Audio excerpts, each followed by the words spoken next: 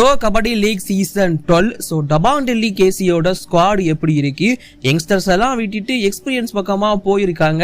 And அவங்க பார்த்த ஒரு வேலை அவங்களோட ஃபேன் பேஸையும் கம்மி பண்ணி விட்டுருக்கு. எல்லா டீட்டெயிலும் சொல்கிறேன். அண்ட் டபாங் டெல்லி கேசியோட ஸ்டார்டிங் 7 எப்படி இருக்க போகுது, பிகேஎல் சீசன் 12 ஆக்ஷனில் எப்படி பண்ணியிருக்காங்க, ஃபுல்லாக நம்ம அனலைஸ் பண்ண போகிறோம் இந்த வீடியோவில். ஸோ இப்போ வாங்க வீடியோக்குள்ள போகலாம். ஒரு நிமிஷம் சார் ஒரே ஒரு 1 நிமிட்டுங்க. Hello every friends, 1 minute please. So friends, Dabang Delhi KC team கடைசி ஒரு 2-3 வருஷங்களாக வந்து பார்த்தீங்கன்னா நல்ல சக்ஸஸ்ஃபுல் டீமாகவே இருந்திருக்காங்க. அது நவீன் ஆடினாலும் சரி, ஆஷும் மாலிக் ஆடினாலும் சரி, டீம் நல்லாவே பர்ஃபார்மன்ஸ் பண்ணிட்டு இருந்திருக்கு. ஓவரால் பார்க்கும்போது ஜோகிந்தர் நர்வாலோட கோச்சிங்கும் சூப்பராக இருந்திருக்கு. அவர் பிளேயராகவும் சரி, ஒரு கேப்டனாகவும் சாம்பியன்ஷிப் அடிச்சு கொடுத்து கோச்சாகவும் சூப்பராக பண்ணிட்டு இருக்காரு டீமுக்கு. அண்ட் பிகேஎல் சீசன் 12 ஆக்ஷன்லையும் சூப்பராக பிளான் போட்டு நிறைய பிளேயர்ஸை தூக்கியிருந்தாரு. அண்ட் இந்த வீடியோவில் நம்ம பேசிக்காக வந்து அவங்க ஆக்ஷனில் எப்படி பண்ணியிருக்காங்க அப்படிங்கிறத அனலைஸ் பண்ண போகிறோம். அது மட்டும் இல்லாமல் ஸ்குவாடில் யாரெல்லாம் இருக்காங்க, ஸ்குவாட் எப்படி இருக்கு, என்ன ஸ்டார்டிங் 7 பிளேஸ் பண்ணலாம், எல்லாமே இந்த வீடியோவில் நான் சொல்ல போகிறேன். இதே மாதிரி எல்லா டீமுக்கும் வீடியோ நம்ம சேனலில் வரும். அதற்கு சேனலை மறக்காமல் சப்ஸ்கிரைப் பண்ணி வச்சுக்கோங்க. அந்த பெல் ஐக்கான் கிளிக் பண்ண மறந்துடாதீங்க.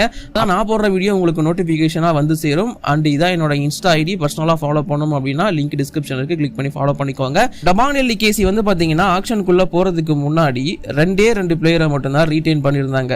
அதாவது ஆக்ஷனில் போய் மற்ற எல்லா பிளேயர்ஸையும் எடுத்துப்போம், நமக்கு இப்போதைக்கு 2 பேர் போதும்பா அப்படிங்கிற மாதிரி தான் போயிருந்தாங்க. அண்ட் ஓவரால் பார்க்கும்போது இப்போ டபாங் டெல்லி கேசியோட ஸ்குவாடு பக்காவா இருக்கு. நிறைய பிளேயர்ஸ் எடுத்திருந்தாங்க. இவங்க தான் அவங்க தான்லாம் கிடையாது, நிறைய பிளேயர்ஸ் எடுத்திருந்தாங்க. அண்ட் ஆஷு மாலிக்கை திரும்பவும் டீமுக்குள்ள கொண்டு வந்திருந்தாங்க. ஸோ நான் அவங்க எடுத்த பிளேயர்ஸ் எல்லாம் ஒன்ஸ் திரும்பவும் சொல்லிடுறேன், அதுக்கப்புறமா மற்றதெல்லாம் நம்ம பேசிப்போம்.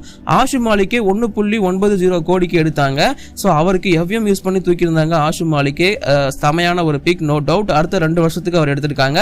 அது இல்லாம நீரஜ் நர்வால 32.60 லட்சம் கொடுத்து எடுத்தாங்க.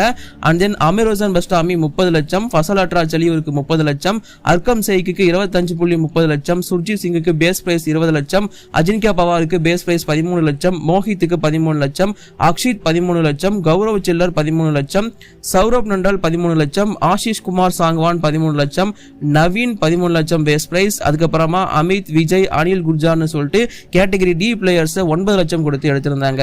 ஓவரால் ஆக்ஷன்ல அதிகமான பிளேயர்ஸ் எடுத்த டீம்ஸ்ல இவங்களும் ஒரு டீமா இருந்தாங்க. 16 பேர் வரைக்கும் ஆக்ஷன்ல எடுத்திருந்தாங்க. ஆல்ரெடி ஸ்குவாட்ல வந்து பாத்தீங்கன்னா 4 பேர், 2 NYPA சைன் பண்ணி எடுக்கப்பட்டவங்க, 2 NYPA ரீடைன் பண்ணப்பட்டவங்க. ஸோ இந்த ஒரு 16 பேர் 20 பேர் கொண்ட ஸ்குவாட் பில்டப் பண்ணியிருக்காங்க. அதுல 7 ரைடர்ஸ், 8 டிஃபெண்டர்ஸ், 5 ஆல்ரவுண்டர்ஸ் அடங்கும் ஒரு தரமான ஸ்குவாட் பில்டப் பண்ணியிருக்காங்க, நோ டவுட். சரி, ஆக்ஷனை பொறுத்த வரைக்கும் எப்படி பண்ணாங்கன்னு கேட்டீங்கன்னா, தேவையான பிளேயர்ஸ் எல்லாம் எடுத்திருக்காங்களான்னு கேட்டீங்கன்னா எடுத்திருக்காங்க. அவங்க ஸ்குவாட் வந்து பேசிக்காவே யங்ஸ்டர்ஸ் பேஸ் பண்ண ஒரு ஸ்குவாடா இருந்துச்சு. பட் இந்த முறை ஜோகிந்தர் நர்வால் வந்து யங்ஸ்டர்ஸ் எல்லாம் விட்டுட்டு அந்த பிளேயர்ஸ் எல்லாத்துக்குமே வந்து எக்ஸ்பீரியன்ஸ் பிளேயர்ஸை தூக்கியிருக்காரு. அது பார்க்க நல்லா இருக்கு. அதை நான் ஸ்குவாட் சொல்லும்போது உங்களுக்கு சொல்றேன், ஸ்டார்டிங் 7 சொல்லும்போது இன்னும் சூப்பராகவே புரியும் நான் நம்புறேன்.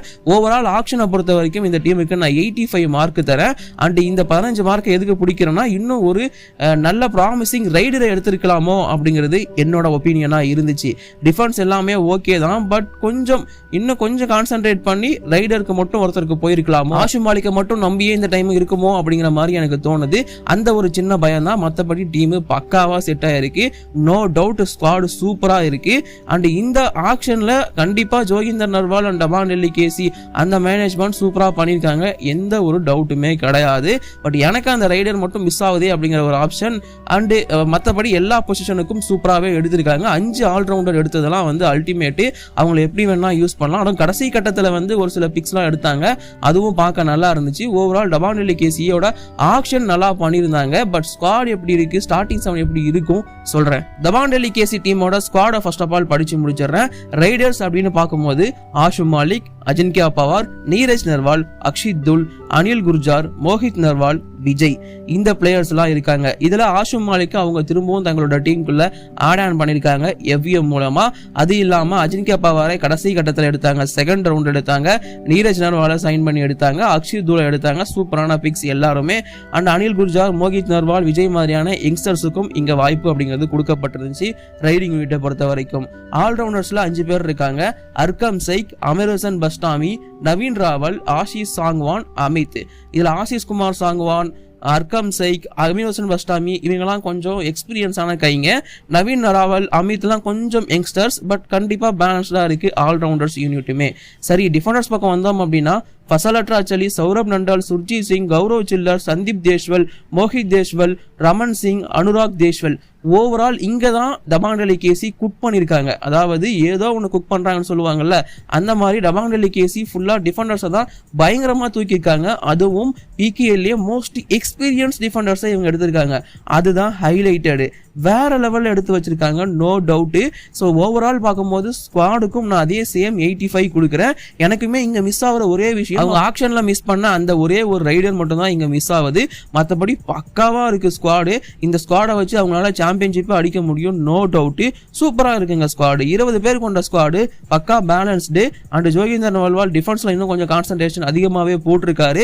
இந்த டைம் சாம்பியன்ஷிப் அடிக்கிறதுக்கு கண்டிப்பா அது யூஸ் ஆகும் நான் நம்புறேன். பட் இவங்க கிட்ட ஒரு மைனஸுமே இருக்கு. இதை பத்தி நம்ம ஸ்குவாடோட ஸ்வாட் அனலைசிஸ்ல டீடைல்டா பேசுவோம்.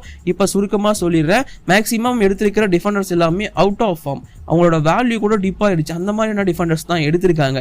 அது மேபி பாதிப்பை ஏற்படுத்தலாம் அவங்க ஃபார்ம்ல இல்லைனா. பட் அவங்க மட்டும் ஃபார்ம்ல இருந்தாங்க, இந்த டீமை எவனாலையும் அசைக்க முடியாது.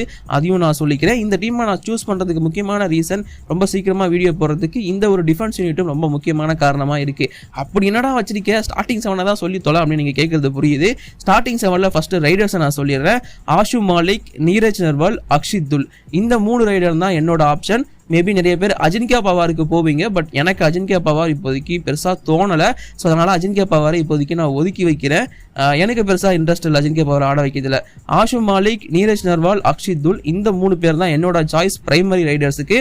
மேபி அஜின்கியா பவாரும் ஆட வைப்பாங்க, சப்ஸ்டியூட்ல கூட வரவாரு. ஸோ பார்ப்போம், அதெல்லாம் வெயிட் பண்ணி. ஸோ இதுதான் என்னோட 3 ரைடர்ஸா இருக்கும். டிஃபென்ஸை பொறுத்த வரைக்கும் ரைட் கார்னருக்கு எங்கிட்ட 2 ஆப்ஷன் இருக்கு.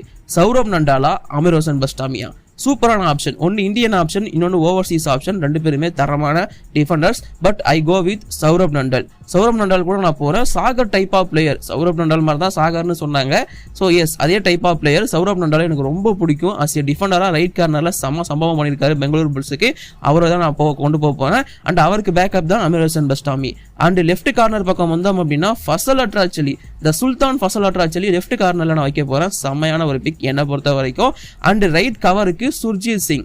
ஸோ சுர்ஜித் சிங்க நம்மளோட சுர்ஜித் சிங் அவரே தான். ஸோ அவருக்கு தான் ரைட் கவரை கொடுக்குறேன். லெஃப்ட் கவரை பொறுத்த வரைக்கும் இந்தியன் ரயில்வேஸ்ல கலக்கின ஒரு பிளேயர் அர்கம் சைக். கடைசியாக தான் எடுத்தாங்க. ஃபர்ஸ்ட் ரவுண்ட் ஆக்ஷன்ல அன்சோல்டு, செகண்ட் ரவுண்ட் ஆக்ஷன்ல வந்தாரு, எடுத்துட்டாங்க. அர்கம் சைக் ஒரு இந்தியன் ரயில்வேஸை சேர்ந்த கவர் பிளேயர், லெஃப்ட் கவர் ஆடுவார்.